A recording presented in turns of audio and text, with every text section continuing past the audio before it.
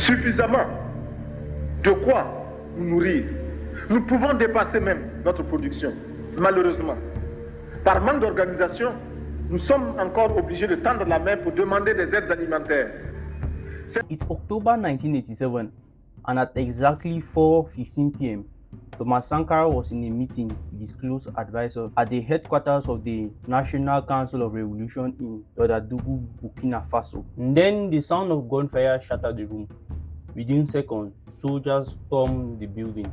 The man known as Africa's Che Guevara stood up to face them. Minutes later, Thomas Sankara was dead, betrayed not by a foreign enemy, but by the men he trusted most. This is the story of Thomas Sankara and what really conspired on the day he was assassinated. Victoire, l'échec appartient à la réaction et à la contre-révolution. Camarades, l'impérialisme, le néocolonialisme, les élèves réactionnaires, les élèves indisciplinés, paresseux, les professeurs carents, les vomissures de la contre-révolution. Thomas Sankara was born on the 21st of December 1949 in Ouagadougou, Burkina Faso, then called Upper Volta. His father, Joseph Sankara, served in the French army during the Second World War. Growing up, his parents strongly desired for him to become a Catholic priest. But in 1966, at just 17 years old, he entered the military academy. And in 1974, while serving in the Burkina Faso army, Thomas Sankara met and became friends with Blaise Compaoré, who later became close to his family based on the fact he had lost both of his parents. In many cases, Blaise Compaoré was seen as Thomas Sankara's brother. Blaise Compaoré became Thomas Sankara's second in command during the 1983 revolution, which led to Thomas Sankara becoming the president of Burkina Faso.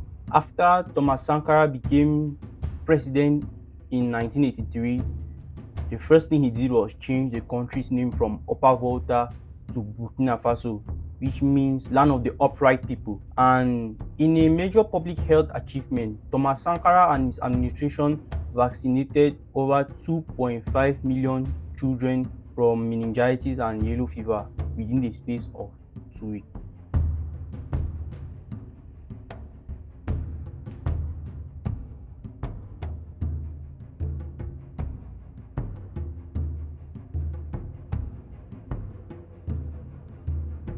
During Thomas Sankara's term, literacy rate went from 13% in 1983 to 73% in 1987. He also promoted women's liberation.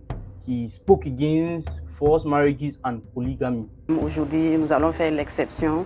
Au lieu que c'est la femme qui va tous les jours faire le marché, aujourd'hui, c'est leur journée. Elles vont rester à la maison et les hommes iront faire le marché à leur place.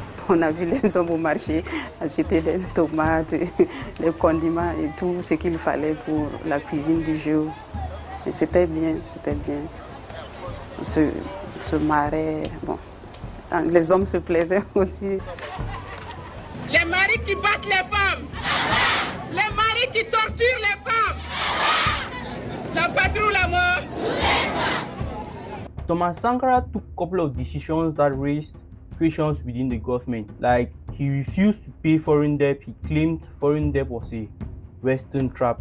He cut government official salary and assigned one car per government official. He also forced government officials to take economy flights instead of business class flights. Based on how unhappy and unsatisfied most of the government officials were, it then gave room for their former colonizers, Francs, to gain allies within the government, including his best friend, Blaise Compaoré. On October 15, 1987, on the day of his assassination, Thomas Sankara had a scheduled afternoon meeting with his close advisors at the headquarters of the National Council of Revolution, CNR, in Ouagadougou, Burkina Faso.